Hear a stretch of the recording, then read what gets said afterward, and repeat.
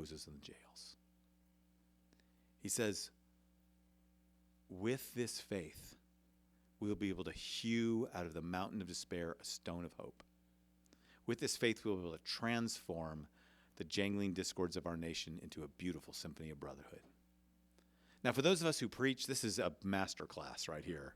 This is parallelism. This is where you take two ideas that don't seem to go together and you weave them together in such a way that it becomes even more profound. What do you do when you're facing a mountain of despair? That's what happens when we hit sabotage. What do you do if you're facing a 400-year-old mountain of despair like our African-American brothers and sisters could tell us about? You don't blow it up with dynamite. You don't bash it with a sledgehammer, and you don't back down. You hew it. You transform it.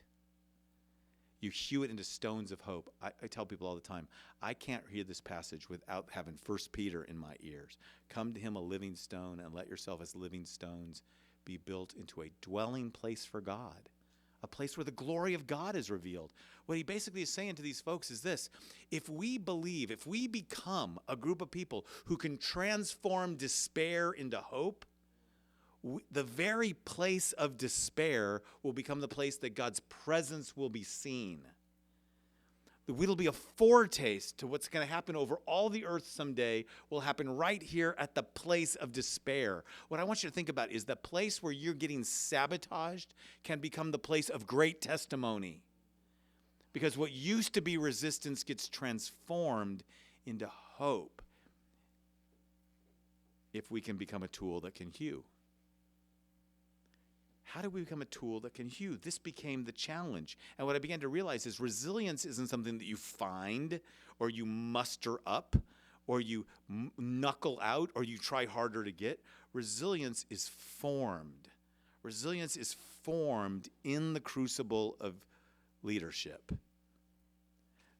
I want to start just telling you about this. And if you've got the book, you can read more about it, and we'll pick it up again next time we're together. But I just want you to start thinking about resilience as a formation process. A process that you need to go through when you're facing sabotage. When you're facing is when God shapes it in us. It's a formation process. I call tempered resilience a grounded identity and resilient character that is shaped through reflection, relationships, and a rule of life in a rhythm of leading and not leading. So if you haven't heard me talk about this before, let me tell you about my experience doing blacksmithing. There's a blacksmithing class in Los Angeles, northern section of LA. Over there it's called Frogtown. You can go and you can take a blacksmithing class. There hasn't been a horse there in 100 years, but you can sign up for a blacksmithing class. And I did. My wife and I went. I was wearing jeans and a t-shirt. We go walking in the door. They put us in front of an anvil. This is my anvil. They let me put my name on it. This is where I was going to work all day. And when you get there, they give you earplugs. That's all they give you, earplugs. I think I'm going to get like chain mail, big leather gloves, a helmet. No, earplugs. T-shirt, jeans, earplugs, and you sign your name on a clipboard that says you understand that anything in this place can kill you. And if it doesn't kill you, it can take a finger or a toe or an eye. Got it. They give you a pair of tongs. They give you some steel. You put the steel into the fire, and you're blacksmithing. They haven't even given you a full safety lecture yet, and you're in it. And this is what I realized. This is what happens to us as leaders. We are in the fire before we know what we signed up for. We're in the middle of the challenge before we know. And this is at this moment where we start doubting, wait a minute, did I get it wrong? Did I miss something? Did I skip the class? Was I asleep when Bolsinger was talking about this on that day after those tamales? What happened, right? Like, wasn't I supposed to be prepared for this? Leaders are formed in leading. Leaders are formed in leading. This is one of the reasons why I don't teach in the master's program at our school. I don't want to talk to people who've never led yet. I want to talk to people who are in the middle of it. I teach doctoral students, and I spend all my time working with people who are in the middle of it, because this is where the formation happens. Leaders are formed in leading, which the two things to remember about that is, number one is you feel like you're out over your skis, you're out of your depth, that you don't know what you're doing, and that's true. because you became a leader right after you were good at something that was not leading. You're a really good speaker, so they made you the preacher, and you're pretty good with 3 points in a poem, and they make you a pastor, as if that's the same thing. As if what you can do in a pulpit on Sabbath is the same thing as what you got to do with a whole group of people, right? It happens all the time. You're really good with a program. You're great with kids. Then they make you an associate pastor, and you got to work with families. Wait a second. I'm good with junior hires. I do lock-ins, not families, right? You find yourself over and over and over again thrust into leadership because you were good at something of some technical skill that you were good at. They made you a leader. And at that moment, you realize you're over your head. You're formed in the leading. It's in the process, which means that you don't learn leadership by reading books, going to classes, or workshops, says the guy who writes books, does work classes and workshops. I can give you the tools, but what you're going to learn is out there doing the prototypes. When you start actually doing experiments and you start actually saying, hey, we're looking at this pain point. We're trying to talk about this thing. We want to figure out how to solve this problem. We want to figure out how to keep our kids in the church or how to reach out to new people or do new things. And people look at you and go, great. And you say, and so we're going to try this. And they go, no. And you hit resistance. It's not that you did it wrong. This is why when I was asked earlier, like if you get it all right, well, you can make it worse. But mostly you're going to be learning in the midst of leading. That leadership is a process, a formation process that happens in the midst of leading. It's a process. I'm not going to go through the whole process today. I'll just do the first two. Heating, holding, hammering, and quenching. It's a process of heating, leading, and reflection. Holding through personal and professional relationships. Hammering through spiritual practices. We'll talk about that next time. And quenching, the rhythm of the slow release of leadership responsibilities. We'll talk about that next time. Let me just do the first two. The first principle is this: heating. Strength is forged in self-reflection. Strength is forged in vulnerable self-reflection. What do I mean? We're in the blacksmithing class. They tell us to put the steel into the fire. They start giving us a safety lecture. They wanted the steel in the fire before they did so. So now we got the safety lecture. We're taking notes. We're paying attention. We want to make sure we get it all right. We're learning what we can. All of a sudden, he stops the lecture and says, okay, here's what I need you to do. Take the tongs, reach in, pull out the steel. Notice, it's the same color, steel gray. It's the same consistency, steel, as it was before. It's 700 degrees. It'll burn the skin off your hands. At this heat, you can't make it into anything. It's just dangerous. And this is what many of us think is the heat of leadership. My dad used to always say, quoting Harry Truman, if you can't stand the heat, get out of the kitchen. Thinking that leadership's hard. What were you expecting? What my dad didn't get is the kitchen isn't hot enough. What transforms you, and what you and I both know is the hardest part about leadership is not what happened in the meeting at 7 p.m. It's what you did in your brain at midnight when you couldn't sleep. It's what happens to you when you are reflecting on it and thinking about it. And it's whether you go to defensive, these people don't understand, they're crazy, I don't get them, they're terrible, God should take me to some place where they appreciate my talents. Or whether you find yourself saying, I'm terrible, I can't do this, I'm faking it. Or whether or not you use this moment to say, search me, O God, and know my heart.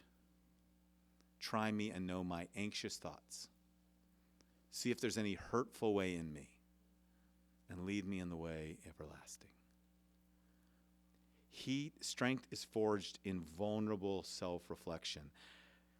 John Dewey, the educator, famously had said, you don't learn by experiences, you learn by reflecting on experiences.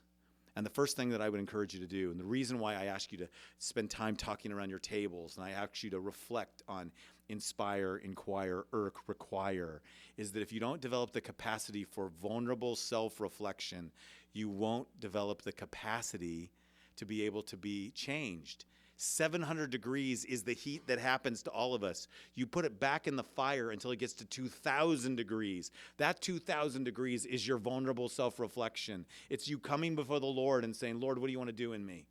What difference do you need to make in me? Where did I mess up today? Where am I getting anxious? Where am I being unfaithful? Where am I being resentful?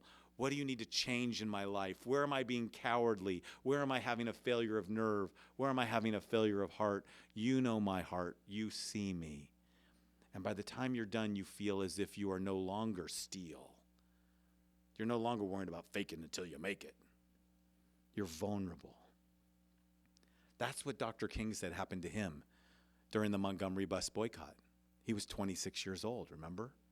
And after months had gone by, he was at a time when he was losing the movement. People were starting to cave. They didn't want to stay going. They were getting discouraged. They had bills to pay and they had things to do, and people began to grumble against him. And he said, if I could get out of this thing without people thinking I'm a coward, I would quit right now.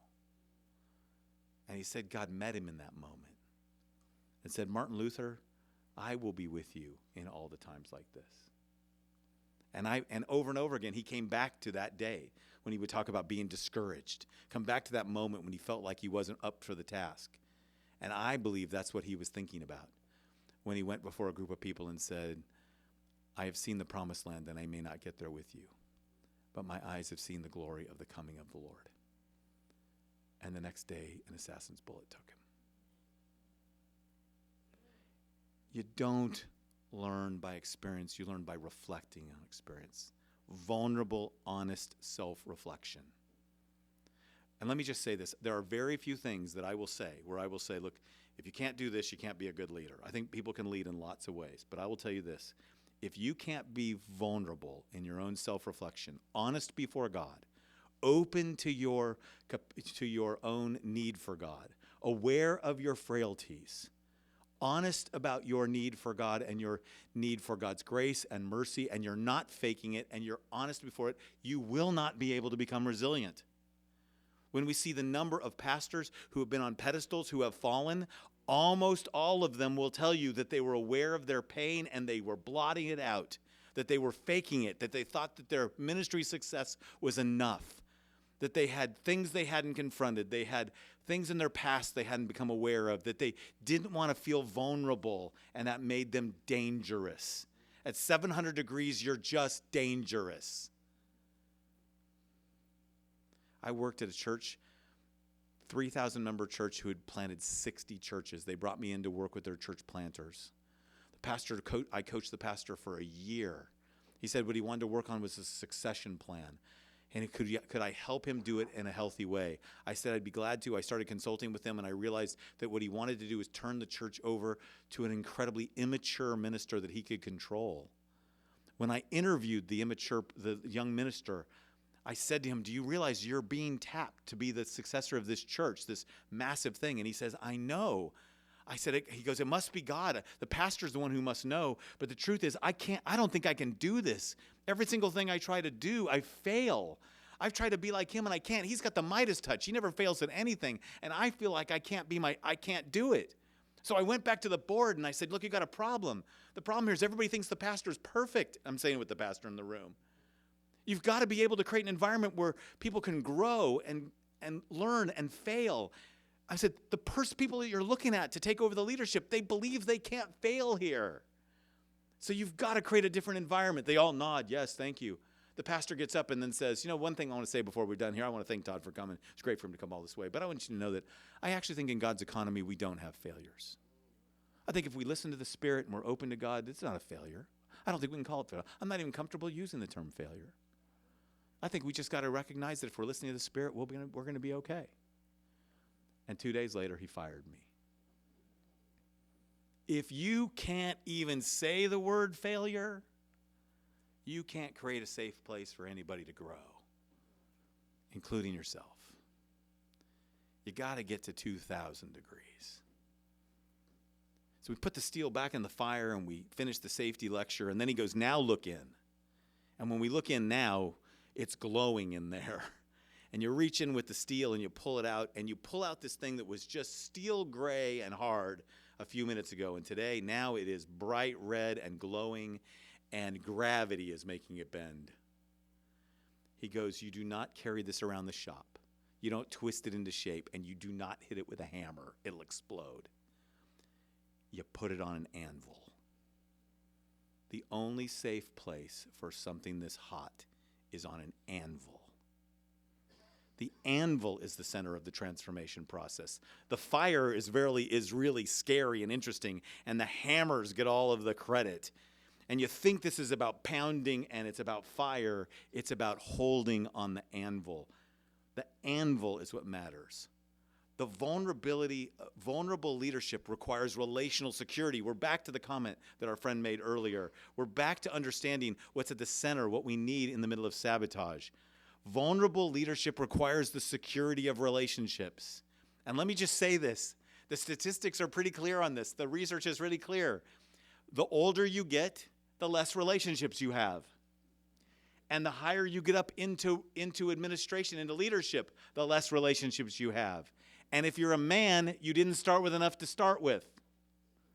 Which means that the more responsibility you get, the less relationships you have. The weaker is your anvil. Your anvil is your relationships. It's the weight and strength of what you can put yourself on when you're vulnerable. It's what holds us when we're 2,000 degrees.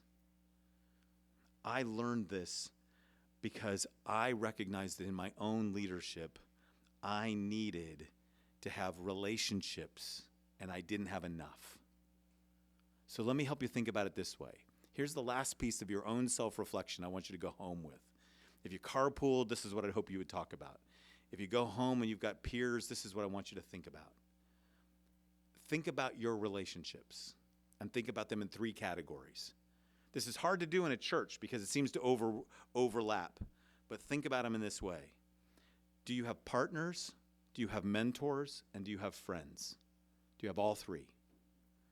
Partners are the people who share the ministry with you. They're like the actors who are on the stage doing the drama. Partners, the way I know I have a partner is partners are people, for me, partners are people who care more about the mission than they care about me. Like I love them and I care about the people that I work with and I have great relationships with them and we share life together and it's amazing. But I know they're a partner that if I stopped going forward, they'd keep going.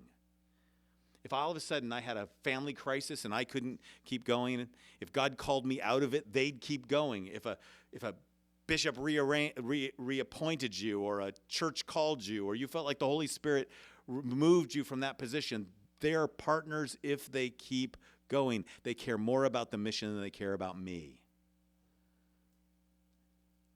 Friends are people who care more about me than they care about the mission.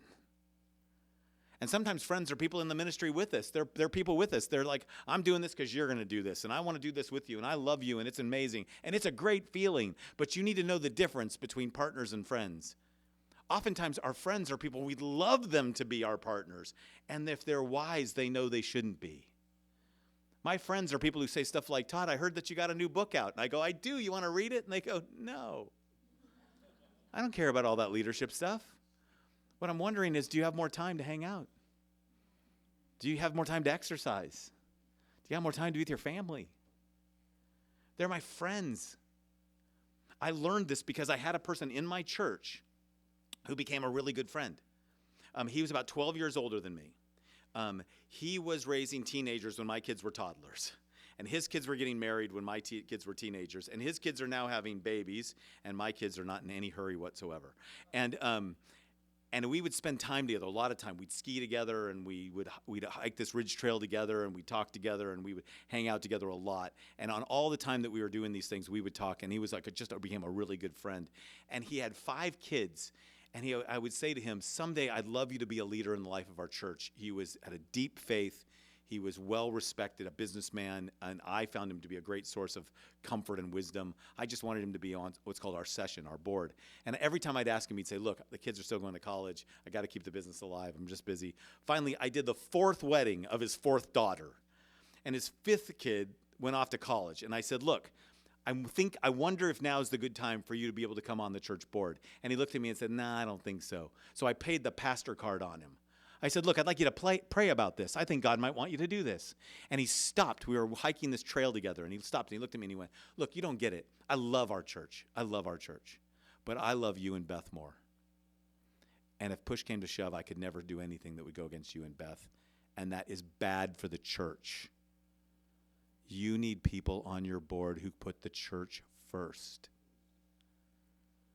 It's dysfunctional, the amount of leadership that we are told. Put your friends on the board, have people loyal to you. Let me just give you this. Anybody who asks you for loyalty, something should go off in your brain to say this is dysfunctional. Really good leaders don't ask for loyalty. They expect your commitment to the mission. Personal loyalty is wonderful within families, but it is dysfunctional in leadership. That's the difference between partners and friends. Partners are people who care more about the mission than they care about me. Friends are people who care more about me than they care about the mission. Mentors, these are the people who care about me for the sake of God's mission.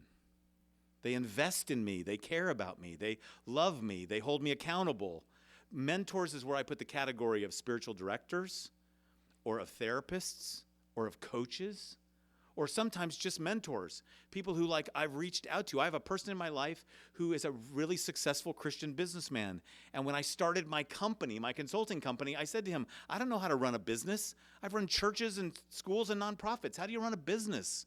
And how do I run a business as a Christian that wants to serve other people? And so every month I have a meeting with him. We mostly do it on the telephone, sometimes on face-to-face whenever I'm in town. He lives in Houston and I live in Los Angeles. And I come and I reach out to him. Who are the mentors in your life? The places where you can show up at 2,000 degrees. They care more about the ministry. They care about the ministry, but they also care about you. They care about you so that you can be faithful to your ministry. They care about you for your ministry to your family, to your spouse, to your community, to your church. My mentors are people who, if I tell them I'm speaking, they will pray for you that I'll do a good job. My company is called A.E. Sloan Leadership. It's named after Alan Enid Sloan from Alburnett, Iowa. An older couple who were mentors to Beth and me. I was 33 when I became a senior pastor of a church. I was a pretty good preacher and had a little bit of experience being an associate pastor in a large church, but I went there at 33 years old. Al had been the president of a company. He'd been on the search committee that brought me there. It was his voice that changed my life. Reverend Bolsinger? It's Reverend Bolsinger, isn't it? I'm on the search committee, wondering if you'd want to interview with us at San Clemente Presbyterian. 6 months later, I was there. We moved our family there, my 3-year-old son, my 3-month-old daughter. We show up on my wife's birthday. We are stacked up to the ceiling with boxes. I got to go get voted in by our presbytery. That's what you got to do. The last step is the people at the region have to vote you in. So I got to go find a suit, get it out of a box, put it on. Al takes me to the presbytery meeting. Enid shows up, says to Beth, I know you don't know me much, but let me hold Allie, our 3-month-old daughter, so that you can unpack boxes and make a home. They were there with us all the time. We went around the presbytery meeting, 68-year-old Al taking 33-year-old me to every person in the room. Come meet Todd. He's my pastor. I'd never had an older man say that I was his pastor before. They were the center of our anvil. They gave their lives to us. I asked them once, I said, you've been so dedicated to us. You've so cared for us. Al said, I had no idea who God was going to bring. I was asked to be on the search committee. And I said to Enid, whoever comes as the pastor, we need to know that we are committed to giving that person, whoever it is, a great ministry and a great life. A great ministry and a great life. That's what mentors do. Who are the mentors in your life? Let me just say this and we'll wrap up with these last few thoughts. If I were a bishop, and I'm a Presbyterian and we don't have bishops, which now you know something about me, I got bishop fantasies, but if I was a bishop and I had spiritual authority over your life, I just need you to know that if you ever lead anything, I don't care if it's a Bible study or a mega church, If you have authority in the lives of people, you're trying to bring change and transformation to anyone. If you try to lead anything without a therapist, a spiritual director, a coach, or a mentor, I'm going to consider that leadership malpractice because you're dangerous. I didn't make this up, by the way. My wife, she was a therapist. When she was a therapist, she was on our presbytery's clergy sexual misconduct task force. It was her job to go meet with the women, most of whom had had a relationship and an affair with a pastor, the pastor having convinced her that it was God's will for them to be together because he served so faithfully and God knew his needs and gave her to him for that until it destroyed usually her faith and sometimes her life. My wife came back after meeting with another woman whose faith was shipwrecked and said to me, I just don't get it about you clergy types. I got 15 clients as a therapist, and the state of California expects me to have supervision, or if I make a mistake, I'll be held more legally liable. You got 1,500 members and nobody ever asks you anything. It's dangerous. Who in your life? Where can you show up at 2,000 degrees? Where do you show up when you have a failure of nerve or a failure of heart? Where do you show up when you wake up in the middle of the night and you realize that I'm going to stop being vulnerable because this feels terrible? Or where you're worried about trying to fake it till you make it until you eventually will break? What we know about this is we know actually from the leadership literature that what most adults think at this time is, well, if I just found the perfect mentor, I'd be fine. I need the perfect therapist or the really holy spiritual director, a person who really gets me, a great mentor. I mean, if I had an Alan Enid, I'd be fine. Here's what we know actually about adult leadership. It doesn't matter who the mentor is. It matters that you're a mentee. If you show up as a leader, you show up vulnerably. You show up at 2,000 degrees. I tell my students this all the time. In the second year of my doctoral program, you have to do an entire year focused on your formation on these issues, and you have to do part of that year in some kind of professional mentoring relationship, some intentional therapist, spiritual director, counselor, coach, whatever it is.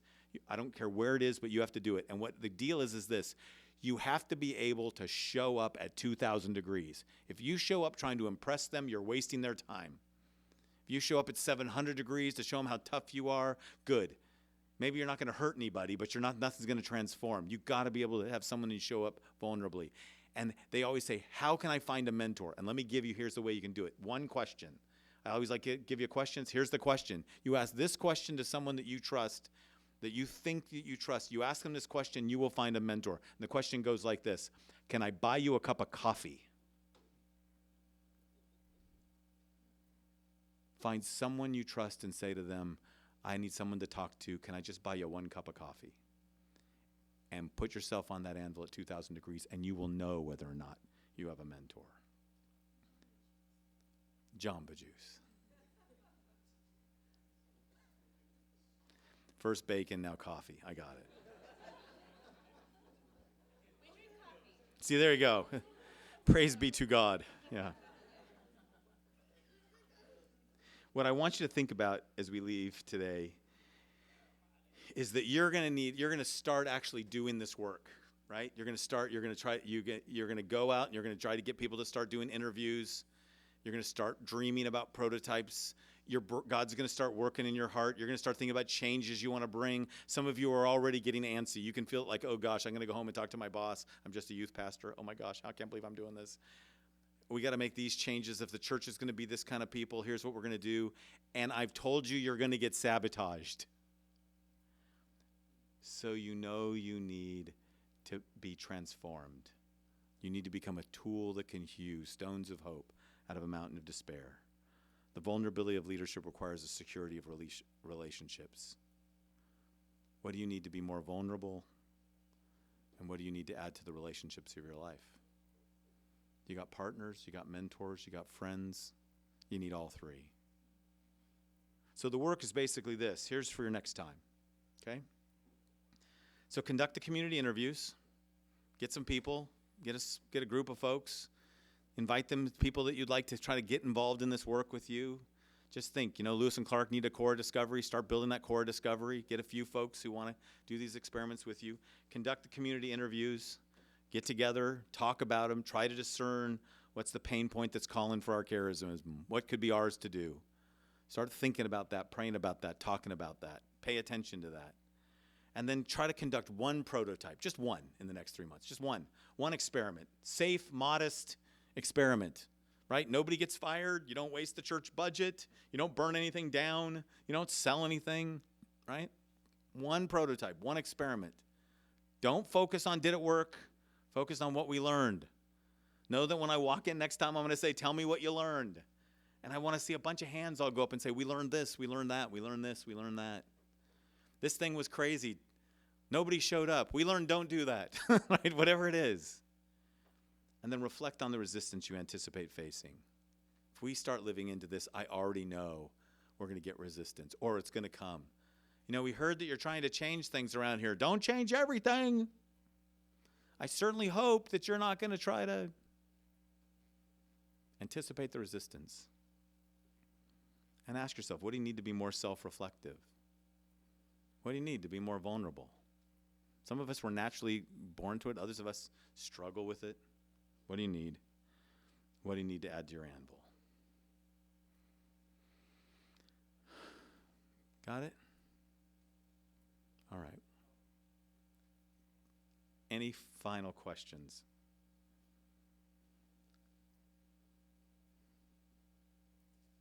We're almost done. You guys have done great this afternoon. We're almost done. Inspire, inquire, irk. Anything you want to make sure you ask? Please. Yeah.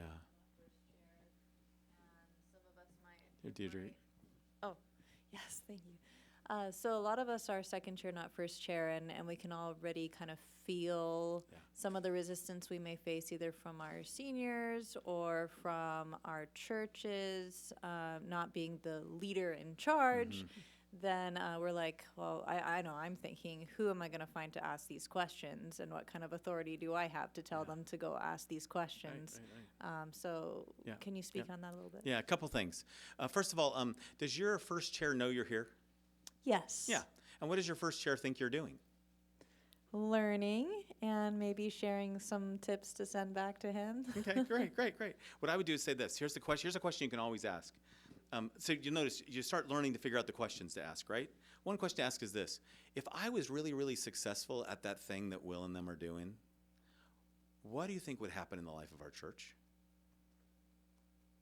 Like, if we were really successful at the change, if I was successful at this, what would happen? Find out, get from their brain what they're hoping for.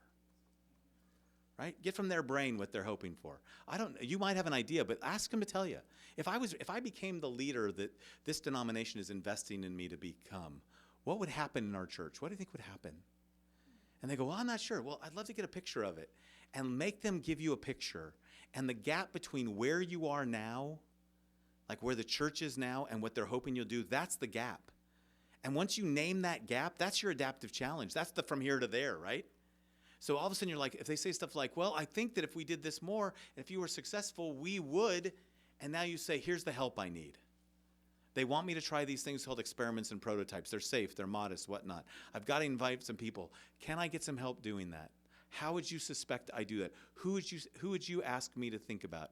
You engage them in it. See, whenever you're leading up, which is what we're talking about, leading up. Leading up is not a negative term to me. I got all kinds of staff who have to lead up to me. They're like, hey, Todd, by the way, we need you to do that out there. When you're leading up, what you do is you don't take away their problem. You instead ask them to get clear relationally on what they're expecting you to do. And then you ask them, how am I supposed to do that? I worked with a national organization just a couple of weeks ago where the whole team in the group said, look, our senior VPs asked us to do this work, but they don't want to make any of these changes. I said, do they know what you're doing? They said, yeah, that we're getting training so we can become like the best learning organization. Great. What is your problem? Take it back to them and say, here's our problem. You want us to do this. We're struggling with this. What would you like us to do? give the work back to them. Push the work back up, get clarity from them, and then you can move. I don't think you need any authority to do the stuff I'm talking about. Just invite people to come. I'm doing this experiment. We're trying these things. Would you like to do it with me? I'm just inviting you to come. I'm inviting you to come with me. We're going to do some conversations in the community. I just need to find 4 people, 5 people. Pick a number, not very big number. Maybe you'll get 40. I mean, I had one church where they said, "Can we get everybody in the church to do this?" Sure, go ahead. Here are 3 questions. Go ask these questions. Bring back the answers. We'll talk about it. Right? Just start. But the first thing to do is try to get clear in their brain what they would like from you. And then you'll see the gap right away. It becomes really amazing when you don't try to guess. Right? Somebody else had a question back here. Go ahead. It was Mitchell, right? I have a just a question regarding sabotage and resilience. Yeah. When is your resilience just you not accepting that you're wrong? When is your resilience not accepting that you're Yeah, wrong? exactly. Yeah, When is it? When is it? Or when When are eventually? you being stubborn? Yeah, exactly. Yeah. And I'm thinking of a moment perhaps when, Yeah. just like you described, a process of making decisions that goes out committee after committee and then Yeah. church board, and then all of a sudden, what your vision was just gets completely knocked down. And then do you say, perhaps I was wrong here? I was trying to be resilient in what I think this vision is, but now I got to reconsider all of it. How do you approach that? Well, I've had this happen several times. I mean, Canoeing the Mountains, the entire chapter on sabotage is because I led a national commission for 2 years that had hundreds of thousands of dollars put into it because we were going to basically come up with a restructuring for the 21st century. And it got voted down worse than Barry Goldwater lost for president in 1964. It got smashed, right? And the reason why is because the whole church wasn't ready for it. And what I learned at that moment was a bunch about sabotage.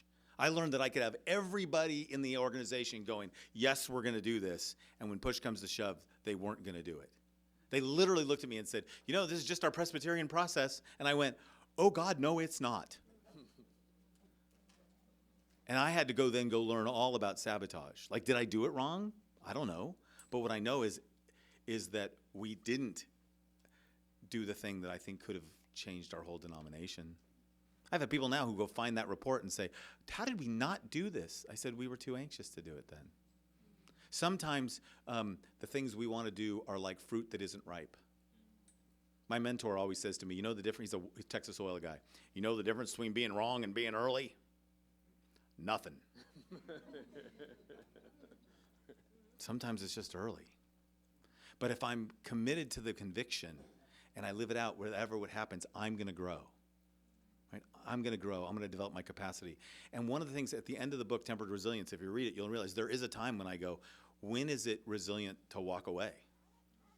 When do you know? And the answer is when they don't want to change. You can't make anybody go to the promised land. If they just stepped in, like, what are you going to do? Use gun, go move. No, I mean, you can't stop smoking for somebody else. Like, you got to give the work back to them. If they don't go, they don't go. But you can keep going. You can learn. Go ahead. Fine. So then the question, you find that there hasn't been any movement. Yeah. And now do you say, well, I'm ready to go? Or how many times do you keep trying this, perhaps in a different strategy, a different way? In your case, you said you went and did all that research on sabotage and try to figure out what happened here. You figure that out, and then you try some other way. Yep. Am I doing the 70 times 7? Well, maybe. Actually, what I always think is my job is to keep going as long as I've got people who want to go with me. As soon as I realize that nobody else wants to do this, and I come back to them and say, we don't really want to do this, right? Happens to me all the time. They invite me and they spend a lot of money for me to come in as a consultant, and then they're like, we're not going to actually do it. Okay, here's my final bill. I can't make you do anything. But what I can do is get really aware of if it's as much as it depends on me, I'm going to keep learning. I'm going to keep trying as long as I'm welcome there. I mean, did you see it in Jesus? He goes, when you go into these houses, you give them their peace. If they doesn't come back to you, you shake the dust off your feet and you move on. Right? You go to the places where people want to see change and you help them. This is why I'm here today. There are all kinds of places where nobody cares about this. Here you are all here working on this very same thing. This is the most life-giving thing I could be doing. And some of you are going to be facing really hard things. So I want to cheer you on. It's okay.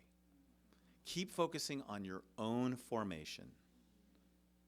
Keep focusing on your own formation, your own ability to lead, your own ability to learn, your own ability to change. And over time, you'll participate in it. Let me close with just this little tiny story, okay? I don't think adaptive leadership is big and grand and grandiose. I don't think any of us are going to be famous or have big platforms, or I don't think it is. I always tell people, I started this whole thing with it. It's not about whether your church lives. Paul's churches all died. But we're here. And I often think about it this way. The story I was heard in seminary, and I've not been able to find the actual reference for it, so it might be apocryphal, right? I just want you to know this. It drives me a little crazy because it's such a good story, but it could be true. What I heard from somebody who said to me was that they read that when the Nazis were going into the Jewish ghettos and emptying them out to take people to the concentration camps, the grandmothers would hold the hand of the grandchildren, and all the time they were going along would whisper to them the Hebrew alphabet. When they asked them later what they were doing, they said this. They said, if we teach them the Hebrew alphabet, someday they'll find the Torah. And if they find the Torah, someday they'll find God. I sometimes think that's all we're doing. We're just trying to teach people the Hebrew alphabet. We're just trying to teach people, look, if we're going to go through change, here's a way to go through change where we honor our deepest values. If you're going to go through change, we go through change with the heart of Jesus, looking at the pain of the world, hearing the voice, Son of David, have mercy on me. Or the way Jesus looked out at his community, Jerusalem, and wept. We have the heart of God, and we look into our community and we go, we just want you to keep transforming us so that we'll go. And we don't know if we'll ever make it through the promised land, but we know that if we train people, that someday there'll be another generation, another generation, another generation. We might be in this exile for 70 years, but I want to believe that our grandchildren will see a better land, and the faith will be there. That's what we're learning to do. We're learning to make great wine, not spend all the time on the wineskins. We're learning how to adapt so that people can find genuine faith. And that's why I don't know if it'll be successful. I don't promise you that. But I promise you we can teach you how to have adaptive capacity and keep leading in this changing world. So go practice, do some stuff, do some prototypes, learn what you can, write it down, bring it back. I'll see you in a few months. Okay?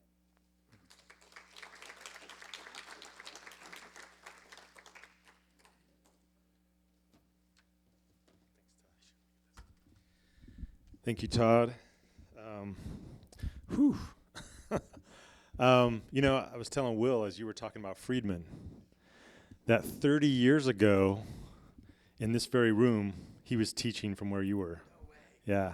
He had just come out with his book not long before that, Generation from Generation to Generation. And this conference brought him out for 2 days straight. And what a blessing. Changed my ministry radically. So when you say these things, I'm just like, it's wonderful. Yeah, thank you. Let's just close with prayer. And I don't want to say a lot of words in this prayer. I'm just going to ask you. I know many of us, we're already in a place where it's, what do I got to do next? What's the phone call I got to make on the way home? What are the texts I have to answer? I want to encourage you just to pause, take a deep breath, and just listen to the Holy Spirit and receive and allow the Holy Spirit to bring to your mind and your heart the things that the Spirit has said to you through Todd today. And allow yourself to receive that and hold on to that.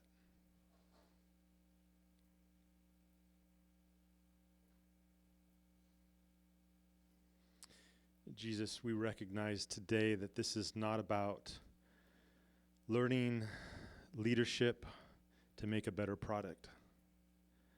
But Lord, this is kingdom work that you've called us to do nothing short of making disciples for you and of you, and allowing pastoral ministry and leadership to be the very space that you are discipling us to yourself.